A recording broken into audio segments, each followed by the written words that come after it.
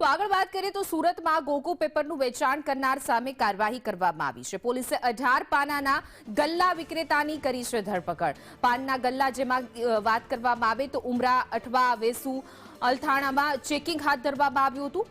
ખટોદરા, પાંડેસરા સહિતના વિસ્તારમાં પણ પોલીસે કાર્યવાહી કરી છે, જેમાં અનેક એવા પાનના ગલ્લા મળી આવ્યા છે કે જ્યાં ગોગો પેપરનું વેચાણ થઈ રહ્યું હતું। હવે પોલીસે કાર્યવાહી કરી છે। પ્રતિબંધિત ગોગો પેપરનું વેચાણને લઈને પોલીસ એક્શન મોડમાં છે। સાથે સાથે 31st પણ આવી રહી છે, તો જેને લઈને હવે નશાકારક જે પદાર્થો છે તેના પર તવાઈ।